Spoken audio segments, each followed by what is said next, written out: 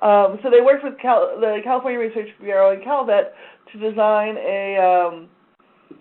a survey of women vets in California and really capture what women vets needed. In 2009, the first survey, first iteration, there were about 197 women who participated. It was not a representative sample, but it was enough to give us some insight into the women's veterans community and let us know that there were some good stories out there to know what's going on. We repeated the survey in 2011, and this time we had 843 respondents who finished the survey and were women veterans. And it was a fairly representative sample of what's going on in California. We used that to drive policy and to help benchmark Calvet's performance in the women's community.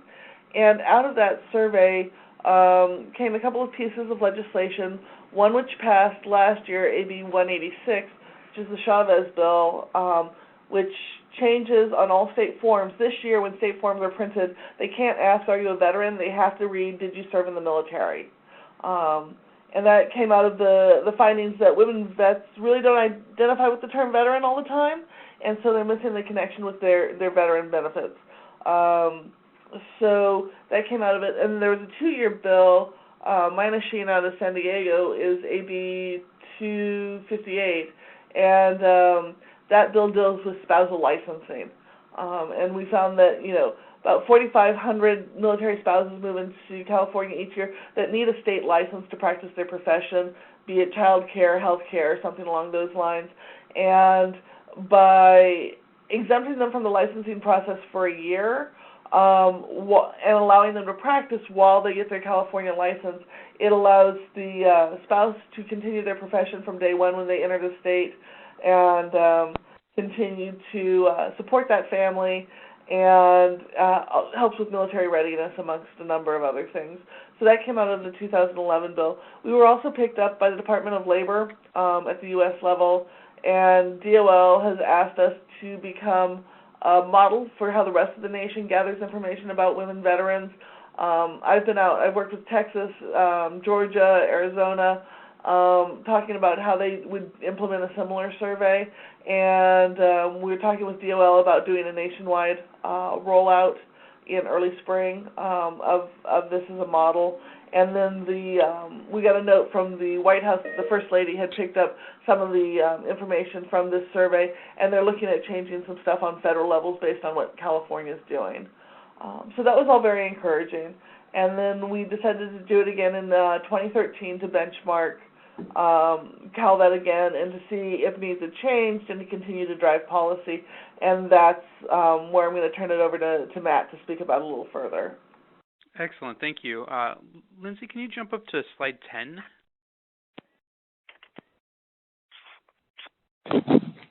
Yes, hold on one second. Thank you. So developing the 2013 survey, we really started meeting in 2012. Coalition members met at a weekly basis, and we reached out to the public for comment on the 2011 version of the survey. Hopes to get feedback, and sent drafts of the 2013 survey to a number of individuals to get feedback as well. On the whole, we think the process led to a pretty well-constructed survey. It was academically sound, identified a few new policy issues, and was consistent with some of the concerns and experiences of women taking the previous surveys. If you want to jump to the next slide. Yep. Thank you. So the 2013 sample, there isn't a list of women veterans in the state, so we couldn't use such a list to generate a random sample. We opted for what's called a convenience or opt-in sample, where we publicized the survey as much as possible, and basically took anyone that was willing to participate in the survey. The kind of strategy turns on a researcher's ability to reach a large and diversified group of respondents. So we publicize the survey as much as possible on the websites of the Commission, Calvet, the State Library. A number of state legislators sent out emails and posted information on their websites. We reached out through existing listservs, Twitter, Facebook, to increase awareness. attended public events. Several members of the coalition participated in interviews where the survey was mentioned. And to maximize the opportunity of everyone to take the survey, we shared postage-paid return envelopes with copies of the paper version. In all, we had 1,040 participants. We fielded the survey between September and December of last year. And then if you can move on to the next slide. The rest of these slides contain figures from kind of a preliminary look at the data. I'm not sure how much detail to go into. I might just focus on the kind of questions we asked and why we asked them. But if people have particular questions, feel free to jump in. So we asked a typical battery of demographic questions, included additional items on sexual orientation, rank upon enlistment, service period, and branch. These questions serve two general purposes. First, to allow us to assess how representative the sample was, and second, we expect a lot of the experiences and needs of women veterans to vary depending on their personal circumstances. Here we found that our sample likely overrepresents college-educated and middle-aged respondents. If you could move on to the next slide. This presents a map, the count of respondents by county. Here we asked about county and zip code for the same reasons we asked the demographic questions. The hope was to get a sense of how representative the sample was, and we also expect people's experiences to vary by where they live. Here, most respondents kind of clustered in two areas, Southern California and then near Sacramento. And we probably undersample women from more rural counties, though the problem is less severe than it might look on this map because we wouldn't expect to survey many women from some of these counties given the counts that we might find from the ACS or other veterans population model counts. Matt, yes. Ms. Jackie, I just have a question. Can you estimate what the percentage is of the women vets? In other words, 1,040 what do you figure? What is that representative of? What's the overall? How many? We think that. Yeah, I mean, is it what percentage do you figure that is of the total vet population? So I think the estimates are there's about 180,000 women veterans in California. So we probably reached less than 0.5%. Okay, thank you. If you can move on to the next slide. So these are just some of the questions we asked. This figure presents information on benefit utilization for 5 kind of benefits or services offered to veterans in the state. One of the primary goals was to get a sense of this utilization and then to increase awareness of these benefits and services more generally. We included 16 different items and asked respondents if they had used the service and if not, why. The data give us a sense of how often each benefit is used and how many veterans are unaware of the services entitled. Matt, this yes. is Laura.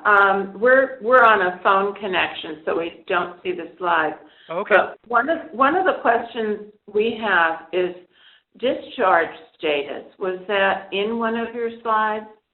Because that would impact whether you can take advantage of benefits. Yes, in the very beginning of the survey, we asked questions about kind of experience with service, so rank, time period, and also discharge status. And can you give us a percentage of the survey respondents who had a discharge status that did not qualify them for veterans benefits? Yeah, I can give you. It's a little complicated because people were allowed to enter in a number of different kind of up to 5, I think, service periods. So, but on the initial kind of period that they entered, 95% were reported being discharged. The characterization was honorable. Okay. And no 0%, 0 respondents reported. I think dishonorable. I think general under honorable conditions and then transferred were the other 2 common characterizations that were listed. Okay. So the vast majority of respondents we expect to be entitled to these benefits.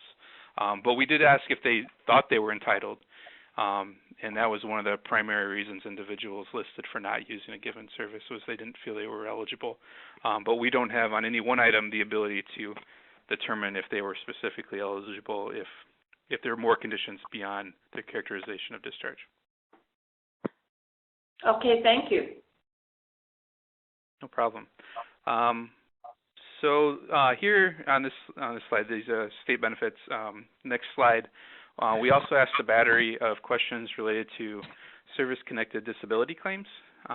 There are a number of issues associated with these. How long it takes to process claims, how appeals are handled. So we included questions on how claims were filed, for what reason, and how long they took to process.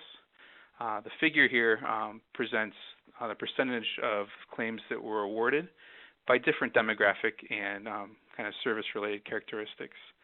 It's just an example. Any questions here? Individuals are given 10 entries for 10 different claims. Few used all 10, but many used more than one claim. Can move on to the next one then. So women veterans are more likely to be responsible for children than our male veterans, and we expect that some of the demands associated with child care affect lives in different ways. So we included 13 potential effects of kind of child care needs and how they might relate to employment and health care, and asked respondents to identify any that might be applicable to their situation. About 20% of respondents had children under the age of 13, and of those, many noted issues with, for example, health care was dependent on their ability to get particular times, the location of the services, where they're being performed. Employment issues included the location of the job, whether child care facilities or aid were available. And a small percentage noted that they took lower paying jobs and worked more jobs than they wanted to be able to afford child care. Maybe move on to the next one. So fewer than 30% of veterans use VA healthcare, and it's not always clear why. We asked a series of questions about healthcare insurance plans, and of those that indicated they never used VA healthcare, we asked why not, and gave a list of prompts. Primary reason was that individuals said they already had private healthcare coverage, but more than a quarter indicated that they didn't know they were eligible.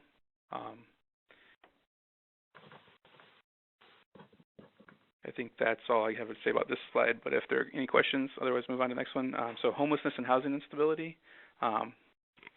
This figure plots the percentage of respondents who experienced homelessness or housing instability following their separation. Issues with veteran homelessness are pretty well documented, but estimates of women veterans. Matt, I'm sorry, what did you say the percentage was of those that were homeless after discharge?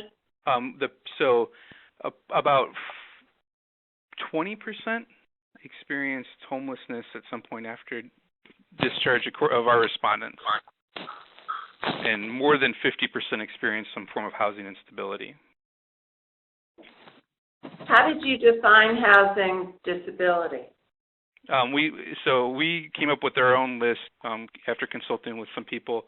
I can pull up the forms of instability we focused on. There were things like having to move because of the cost was too great in the current location, being evicted from rental properties, having a home foreclosed upon, living in a motel or hotel for an extended period of time, items like that. Okay. And so we gave a prompt of about 12 of those types of potential forms of instability, and then gave an option to list other forms as well. And more than 60% checked at least one box on that and list. Matt, this is Lindsay. We also looked at how housing is, how these questions are asked in other surveys like American Community Survey, et cetera. Correct. And so the definition of how homelessness we used came from other forms of other surveys, and also the many of the types of instability we listed came from other surveys as well. This is Laura. We're working on a permanent supportive housing project for female veterans here in LA, and one of our big concerns and questions is to document whether these women will qualify for VASH vouchers, because most of these vouchers are awarded for only chronically homeless. Right. And so my question is, many of your 12 prompts sound like they qualify for risk of homelessness or some homelessness, and some isn't even covered as homelessness under VASH awards. So we have a concern that there is a policy gap between actual homelessness and instability for these families and the criteria to award VASH vouchers by the VA. Laura, this is Kate from Sonoma County VVA, and we're having the same issues in Sonoma County. I have the feeling it's a national issue, but we're really facing it here. Yeah, so this is Lindsay. There's no question that you're correct. We've known, and perhaps someone from VA, I think Eddie Ramirez might be on the call. He might be able to talk a little bit about this. But certainly there seems to be an issue with if someone goes to the VA and is not currently homeless but is facing housing instability, they're going to qualify for some programs and not others. They may qualify for the SSVF grant, the Supportive Services for Veterans and Their Families grant, depending on who administers that grant in their area and what the criteria are. But there may be some, definitely ineligibility for something like HUD-VASH, depending on their situation. So these are all things that we want to document. And part of the reason we used housing instability and asked the questions that we did in this survey was that we wanted to capture a clearer picture of who is experiencing that, because certainly many things lead up to being completely homeless and no longer able to be in any sort of housing situation. And people who are couch surfing, for instance, don't necessarily identify as homeless, but technically they're facing housing instability. So we wanted to try and capture that as much as possible. Well, this is Laura again. It's a very fundamental question for housing developers, because SSVF will not provide an operating subsidy for supportive housing. And so they are limited to tenants who will qualify. And so your survey is very important in quantifying the number of women veterans who are out there who need help and don't qualify. Yeah, that's true, because it's really project-supported VASH that's going to provide some of that for developers so that they can put the appropriate people into the housing, but it doesn't solve the problem of those that are having housing instability. Yeah, go ahead. Phil Bowers, Volunteers of America, LA, SSVF program for LA and Orange County. On December 19th, 2013, there was some clarification on SSVF eligibility, and it's now the case that a veteran, she or he has to be VA healthcare eligible. Prior to that, just had to be not dishonorably discharged, so it was a function of the character of discharge, but it's quite a bit more complex, at least in my personal view, now that a veteran has to be VA healthcare eligible. So if they have a VA healthcare card, that's easy. But if not, then there's quite a bit of I don't know. It's not a straight process to figure out if they're VA healthcare eligible. We can do everything on SSVF to help the veteran household, and a household can be a veteran by herself or with anyone in the household. But we can do everything in SSVF. The only thing we can't do, which of course is very important, is pay rent, help them with a deposit to get moved in and things like that. But just wanted to mention SSVF is certainly an option, a wonderful option. With VA healthcare eligibility, it's made it a little bit more complex, though. Phil, do you know what percentage of your intake is ineligible?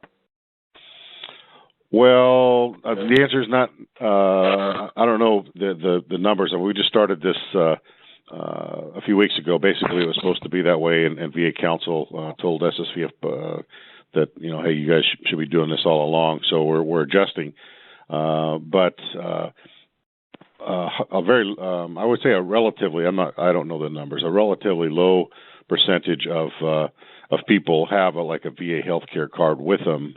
And so it is a challenge, particularly. In fact, I'm writing up a procedure right now based on things that the VA's suggested to us on what are the steps to determine VA healthcare eligibility. And basically, the first step that I put in there is ask the vet if they have a VA healthcare card, make a copy and celebrate, because it's great. If not, then we call the VBA number. There's an 800 number, and there's a whole bunch of procedure steps.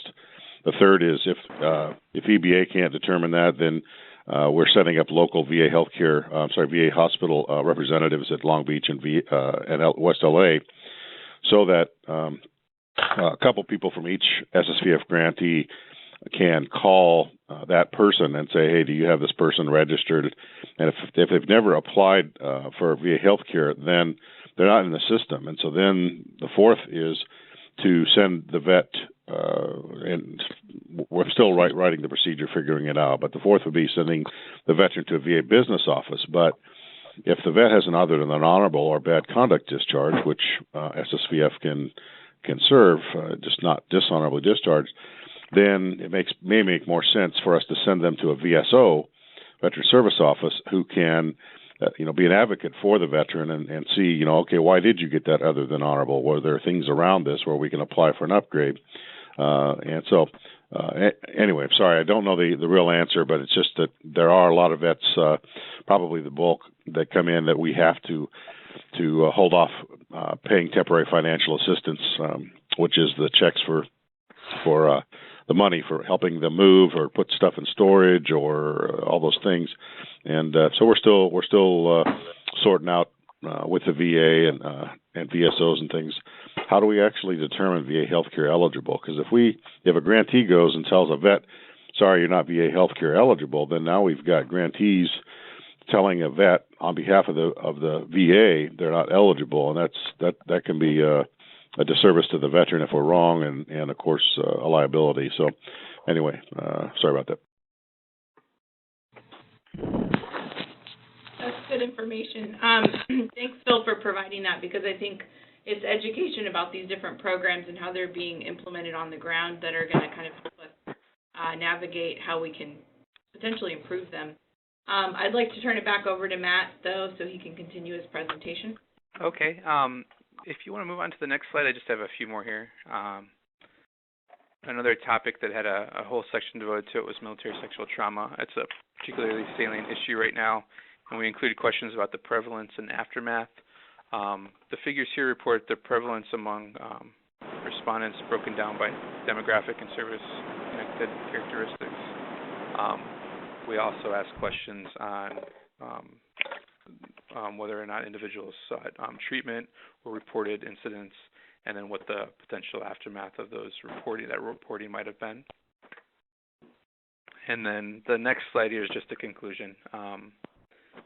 We'll be writing up these results and release them in the upcoming months. And then I wanted to mention again the reception that the library, Calvet, and the commission are holding in March.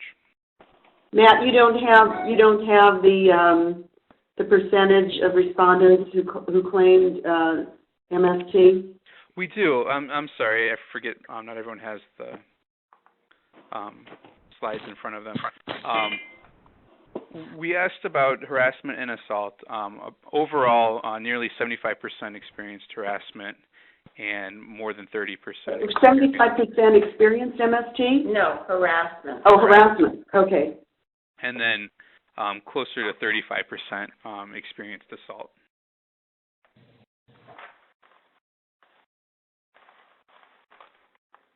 And Matt, do you want to give any preliminary findings, maybe something significant to point out in that slide? So, for instance, for those of you that can see the slide, some things that we found among this respondent population was that lesbian, gay, bisexual, and transgender veterans seem to experience harassment at slightly higher rates than non-LGBT veterans, things like that. Right. So some of the things we've found among these respondents, enlisted individuals are far more likely to have reported experiencing harassment and assault than were those that joined as officers.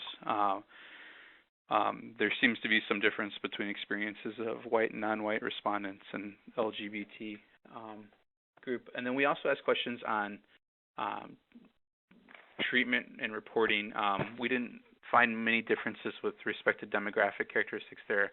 The other interesting or important findings I think we have is that among the consequences of reporting, more than 60% of respondents that reported harassment or assault felt retaliated against, and I think close to 20%.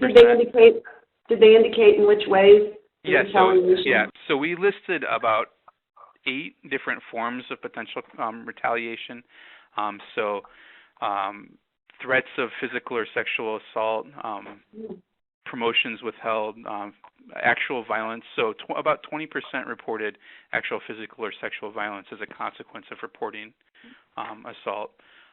Involuntary transfers and separations, and then character of discharge that was the other prompt that was given. And so more than 60% identified at least one of respondents who said they did report assault or harassment, identified at least one form of retaliation, and the majority felt retaliated against, and the most common was threats or promotions being withheld. And can you tell us the percentage of the character of discharge impacts? Among respondents, so those that reported assault, 5% indicated that their character of discharge was not honorable. Okay. Thank you.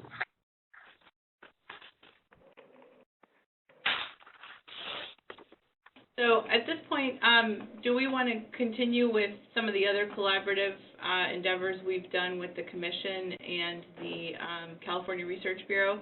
Rebecca, do you want me to go back to some of those slides in between slide 2 and 10 to cover that? Sure. I'll do that.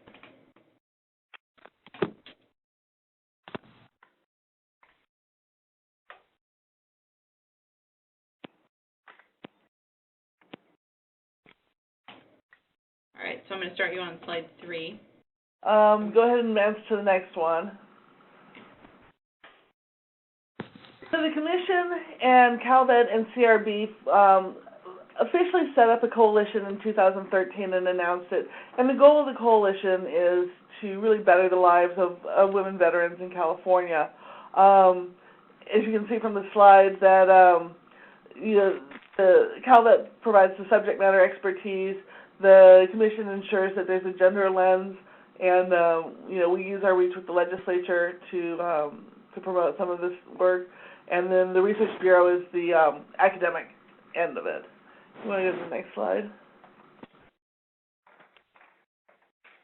So we've done a bunch of stuff together to where we found gaps in services and in needs in the women's vets community. The survey is the biggest endeavor that we do. But we also do the Women's Military History Reception, which will be on the 19th of this month.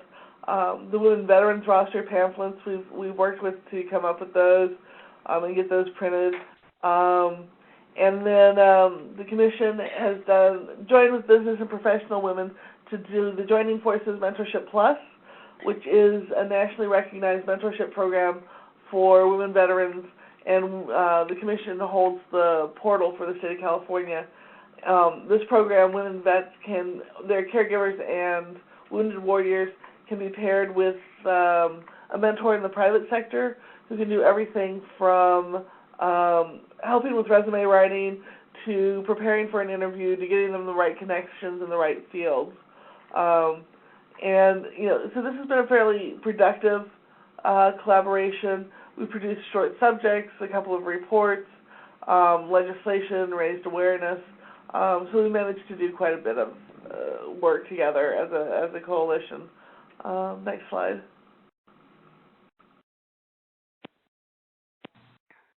Okay, and then we've gotten to the rest of these I've gone through.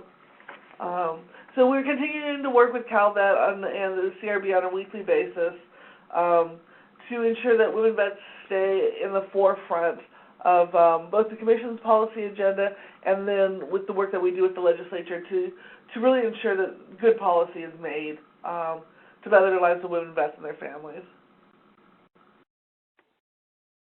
Thank you very much, Rebecca. And then, Matthew, do you want to cover the next steps for release of the full report and short subject papers for the survey?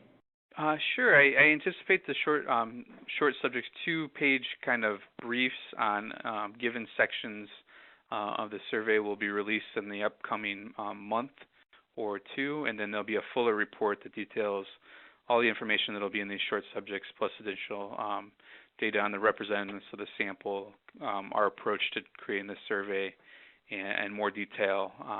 I'm not sure exactly when that report will be released, but I expect it'll be early summer. Great.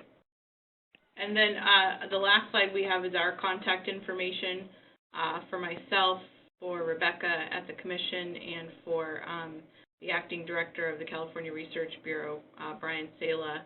And then we can also give Matthew's contact information if there's further questions about the survey. So at this time, I'd like to open it up for some questions relevant to this topic. People can ask those via our chat on Join Me, or they can chime in on the call if they want, if people have more questions about some of what we've presented about the Commission, about our coalition, or about the survey itself, or about Calvet. This is Jackie, and was wondering if any of the callers or you guys have been able to determine or come up with numbers of homeless veterans in the state. Jackie, I think we do have some good numbers. There's a continuum of care, I think it's called, that we just uncovered recently that has numbers, I think, by veteran, not specific to gender, and covers some of the highest homeless populations in California and nationwide. But I'd have to go in and actually take a look. But Lindsay, it's not. It doesn't give the number of women in particular. I mean, this has been an ongoing problem that we have found down here, and in trying to address AB 639, we have still been trying to get a hold of numbers for the state of California and a number of homeless female veterans. So and I'm going to turn this over to Matt too, because he has a little bit more information about the different surveys that he interacts with. But for the most part, that's correct.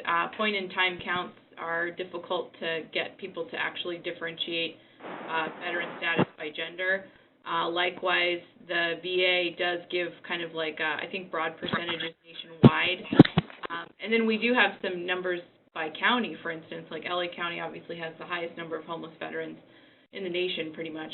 But how that's broken down by gender is still unclear. And so I think a lot of people estimates, if I'm not mistaken. Well, Matthew, what do you see in the American Community Surveys or any of those when you were doing some of this research to do some comparative analysis?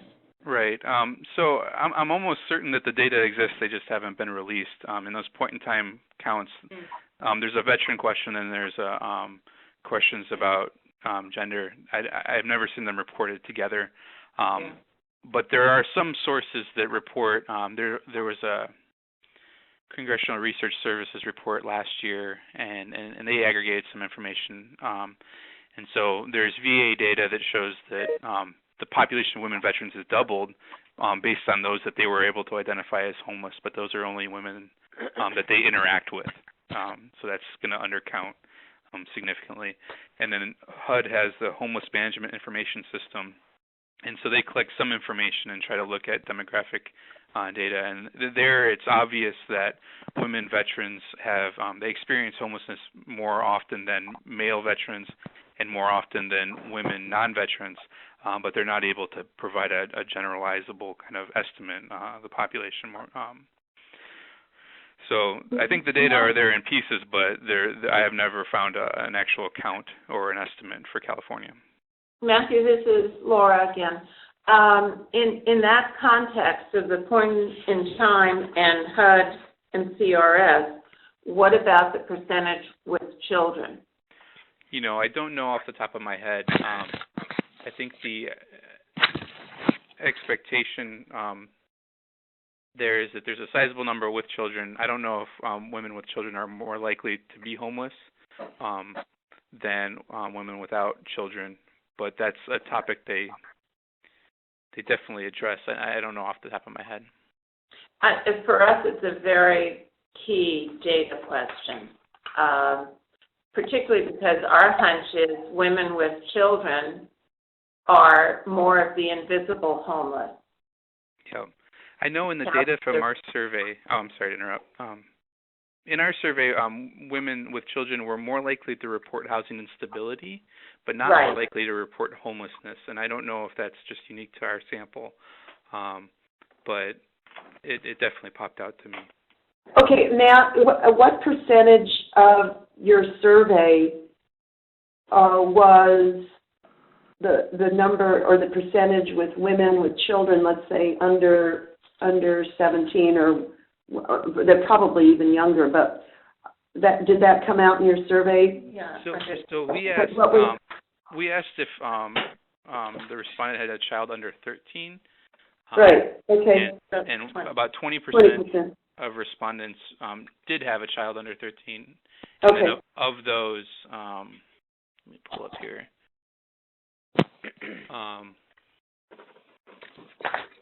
About 20%, 21% reported homelessness, but those without children, it was a very similar number. About 68% with children under 13 reported housing instability, and that's compared to an average of 59% overall, so 10 percentage points more. So more likely to report housing instability. And these are single women, right? Single heads of household? Okay. Thank you. Hi, this is Lindsay Williams. I'm from the UCLA School of Nursing. Could you go back over the data from the 2013 survey that talked about the percentage of women who are VA users versus users of using for non-use in the VA? Okay, sure. I think the slide we put up was regarded questions we asked of those that did not report using VA healthcare. We gave them a prompt of potential reasons why not. Most common response was that individuals had private healthcare coverage, and that was among close to 40% of respondents that did not report ever using VA healthcare. Another 30% reported not knowing they were eligible. Your phones? Sorry to interrupt. Can you mute your phones? It sounds like someone's moving some furniture out there. So I like the multitasking, but yeah, I couldn't hear what you said, Matthew. I'm sorry. No problem. So around 40% of individuals, I guess, that didn't reported not using VA healthcare gave the reason for why as either having private healthcare coverage or not knowing they were eligible. Thank you very much.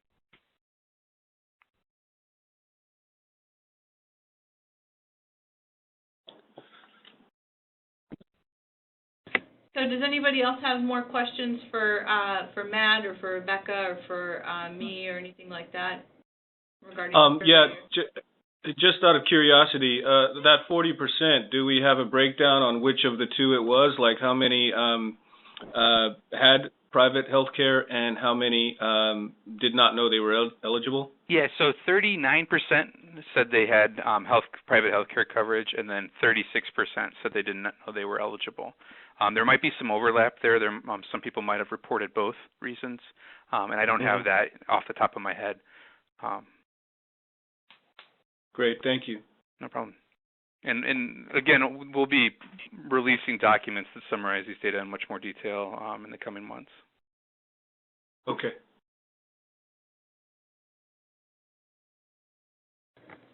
So going forward, we certainly hope to provide another survey in some fashion or another, just as we did with this one, and get more input about how we can improve it.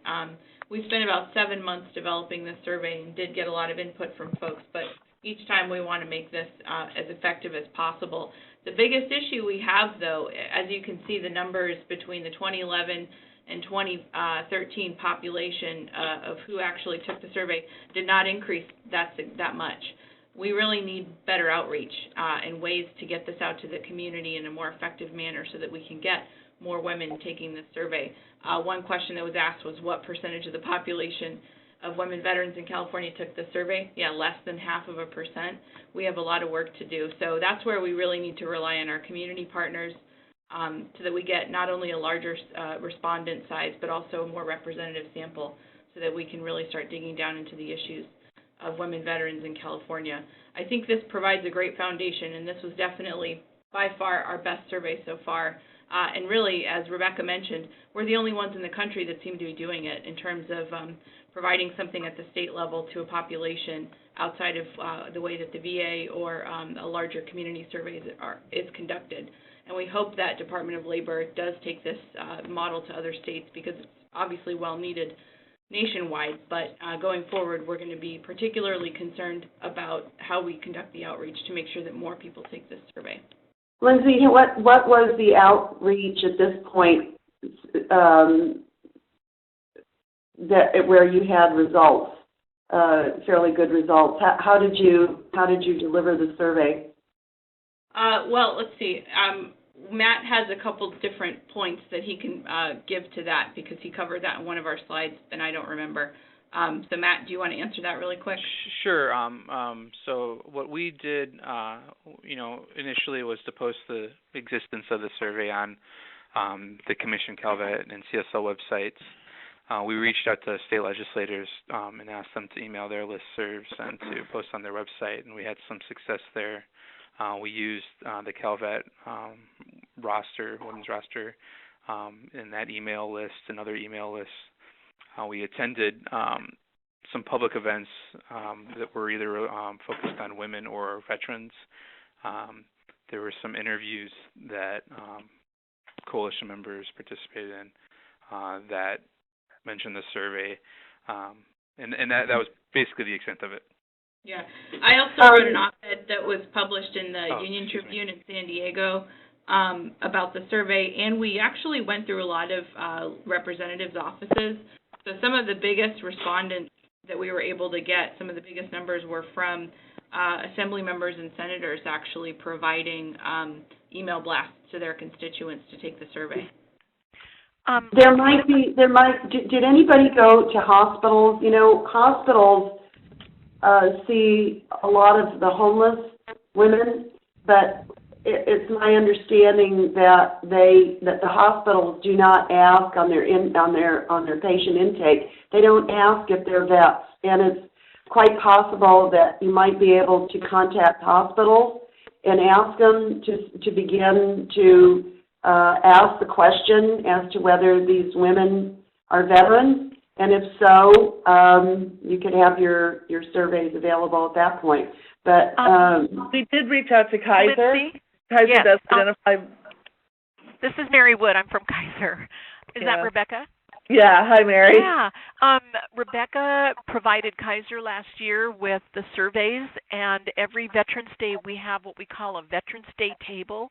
There's a table set up in every one of our facilities, and we provide all kinds of veterans information and websites. And so those surveys were made available not only to Kaiser employees, but any member who we see who walked into the lobby of any of our medical facilities. So hopefully we got some good contact, coverage from the Kaiser hospitals and medical centers. What about university-related hospitals or emergency rooms? Those would not necessarily be Kaiser, Right. But they would be don't have the budget to do that. That type of outreach and printing, because those then have to be done in paper so that they can send them back, or even providing postcards. We do this on a shoestring budget. And simply don't have the funds to do that at this point. We're working on getting the project endowed so that we would have to do that in the future.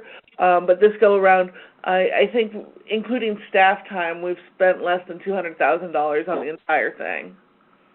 What about posters for public libraries? That was discussed too, and again, just having them designed, circulated, and everything, we just didn't have the budget or the staff for it right now. But there are public computer terminals where veterans could complete the survey if they knew it was there. Right. What about, this is Kate from VVA. I was just thinking, we did a lot. I put all this information out at our national and state level, the state level particularly with our newsletters. I'm wondering if we couldn't use more of our VSO's offices and our veteran service organizations. Every county usually has a United Veterans Council. If we could spread it that way too, I know you had the hard copies available, but if we somehow had a simple PSA available that we could do a heads up on ahead of time, we maybe could circulate it through many more people. Yeah, these are all excellent ideas, and this is the kind of stuff that we want to explore for the next go-round.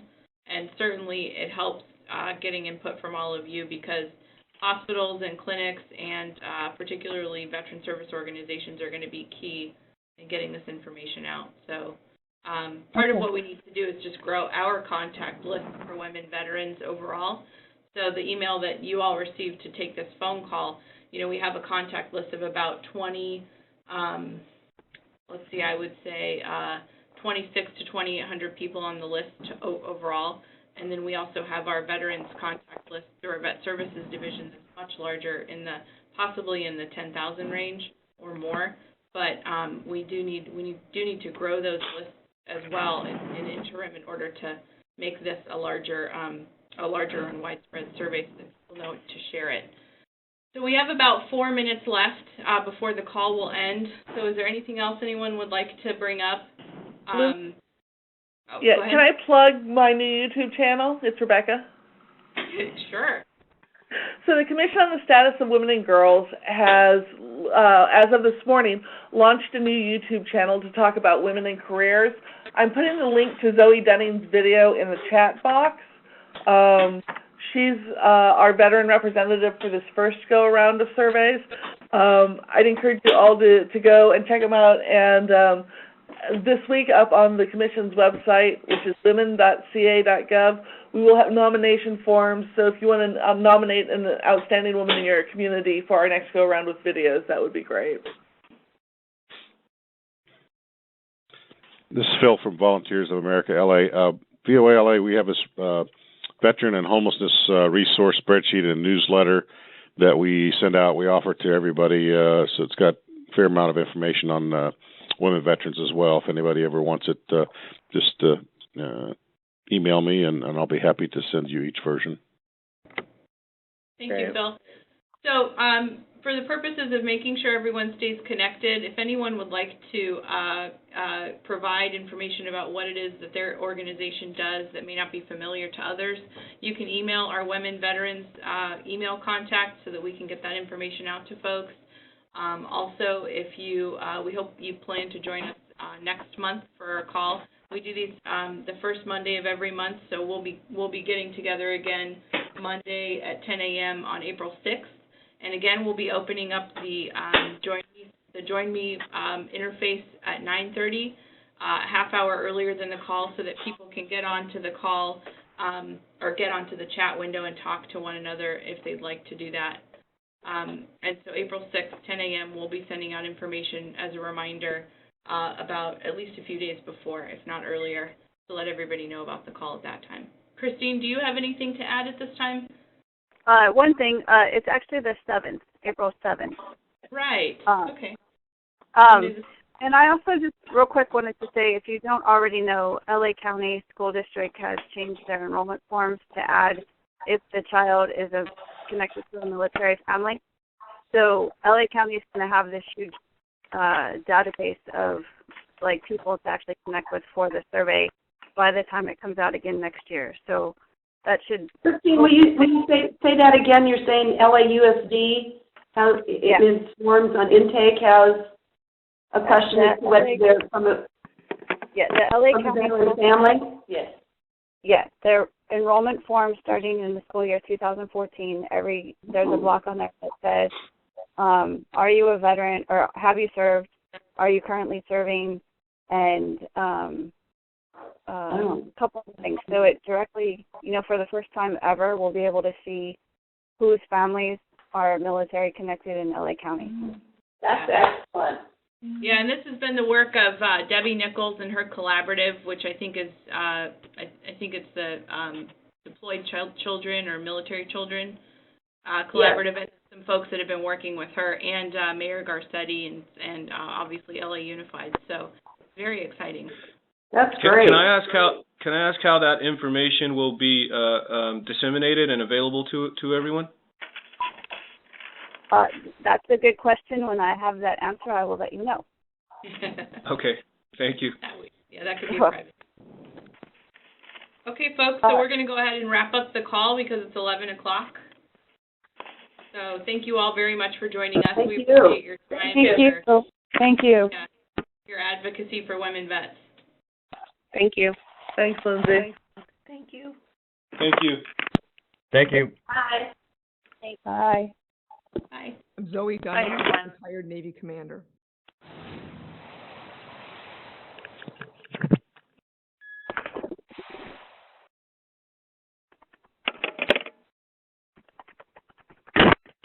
I had many inspirations for entering into the military. My parents had both served in the military, and in particular, it was interesting to have a mother who had served in the WAC. It's sort of a unique background. And my mother was a tremendous leader in her own way. I also met a gal who was just completing her plebe year at West Point when I was at Girls State, and just talking to her inspired me to consider a military career. I was drawn to a military career in terms of service to my country, doing something greater than just myself, and also the academy itself seemed very interesting to me because it developed you not just mentally but also morally and physically. I entered the Naval Academy, graduated, and served 6 years on active duty, and then entered the reserve. So I ended up doing 22 years in the military, all combined between active duty and reserves. During the time that I was in the reserves, I entered business school, got my MBA from Stanford, and